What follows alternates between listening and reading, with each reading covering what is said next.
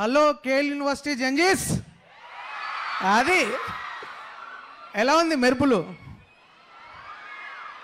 మొన్న కొంచెం కొంచెం బాగుందా? నెక్స్ట్ మస్తు ఉందా ఎవ్వారం అంటాడేమో మా హీరో హవీష్ గారు. సో సాంగ్ నచ్చిందా మీకు? సూపర్బా, అది హీరో క్యారెక్టర్. సెలబ్రేషన్ బాగుంది కదా. మనకు నచ్చిన పని చేస్తూ దాంట్లో అచీవ్ చేస్తూ వచ్చే హ్యాపీనెస్ ఉంటుంది కదా, అదే ఈ పాట. అండ్ యూనివర్సిటీ ఇది నేను సెకండ్ టైం ఇక్కడ రావడము. బట్ ఇక్కడికి వచ్చిన తర్వాత కొన్ని తెలిసాయి నాకు. ఏంటంటే మీరు అందరినీ ఇంజనీరింగ్ అండ్ డిఫరెంట్ స్ట్రీమ్స్ చదువుతున్నా R&D డిపార్ట్మెంట్లో ఈ యూనివర్సిటీలో ఎన్ని చేస్తారో ఈరోజు తెలిసింది నాకు. అంటే లైఫ్లో చదువుకొని ఆ తర్వాత జాబే కాదు, ప్రతి మనిషికి హిడెన్ టాలెంట్స్ ఉంటాయి, 64 కళలు ఉంటాయి. ఆ దొంగతనాన్ని వదిలేసేయండి, అదొకటి వదిలేసేయండి. ఆల్రెడీ ఇప్పుడు ఎథికల్ హ్యాకింగ్ అవన్నీ పక్కన పెట్టండి, హ్యాకింగ్స్ అయ్యాది. కానీ సో ఆ హిడెన్ టాలెంట్స్ని బయటికి తీస్తూ ఎన్ని చేస్తున్నారో తెలుసుకొని షాక్ అయిపోయాను. సో ఇట్లానే ప్రతి యూనివర్సిటీలో ఉంటే ఎంత బాగుంటుందో. అండ్ ఈ కథ విషయానికి వస్తే ఆనంద్ చక్రవర్తి బాధ, ఆనంద్ చక్రవర్తి ఆనందం, ఆనంద్ చక్రవర్తి అచీవ్మెంటే ఈ కథ. సో ఈ సినిమాలో మీరందరూ ఇప్పుడు హ్యాపీగా ఏంటి ఇటు నుండి అరవట్లా, మరి వినవట్లేదా?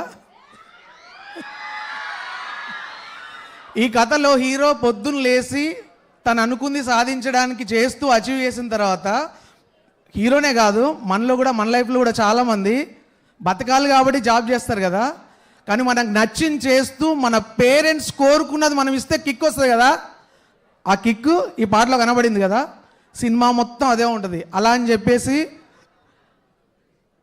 ఏదైతే అచీవ్ చేస్తామో లైఫ్లో దాన్ని ఎంటర్టైనింగ్ వేలో చెప్పారు. నవ్వుతూ నవ్వుతూ నవ్వుతూ ఏడిపిస్తూ ఎమోషన్లోకి వెళ్ళిపోయి హ్యాపీగా బయటకు వచ్చే సినిమా ఇది. దీంట్లో ఇందాక మన యాంకర్ గారు చెప్పినట్టు అన్ని ఎమోషన్స్ ఉంటాయి. అండ్ హవీష్ గారు ఫస్ట్ సాంగ్లో రొమాన్స్ బాగా కొంచెం కొంచెం ఉన్నారు.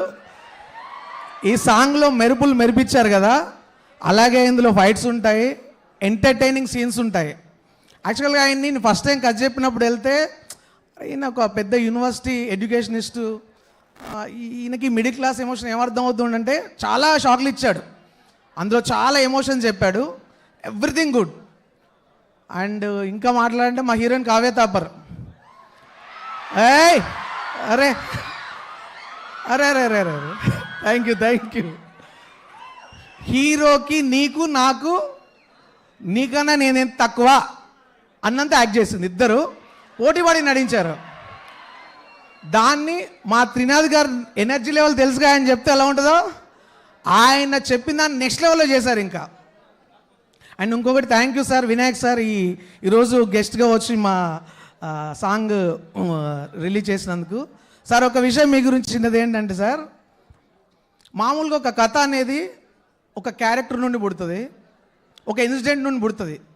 కథలు ఒక్కొక్క దగ్గర నుండి పుట్టి అది ఒక రూపాంతరం చెంది ఒక ఫార్మేషన్ వచ్చిన తర్వాత ఆ సినిమాకి వస్తుంది. కానీ నేను మీది ఒక ఇంటర్వ్యూలో ఎక్కడో చూశాను సార్, విజిలేస్తే సుమోలు లేస్తాయి అనే యాక్షన్ సీన్ నుండి కొన్ని సినిమాలు రేంజ్కి వెళ్ళిపోయాయి సార్. అలాగే కటౌట్లు, హీరోలకు కటౌట్లు పెడతారు తెలుసు కదా, కమర్షియల్ సినిమాలకు హీరోలకు పెట్టే కటౌట్లు కమర్షియల్ డైరెక్టర్ పెట్టిన కటౌట్ మీతోనే స్టార్ట్ అయింది sir. Thank you so much, మీరు మాకు మంచి ఇన్స్పిరేషన్ సార్. అదే మూవీలో మా త్రినాథ్ గారు ఆయన కథ వన్స్ డిసైడ్ చేస్తారంటే ఆర్గానిక్గా వెళ్తారు.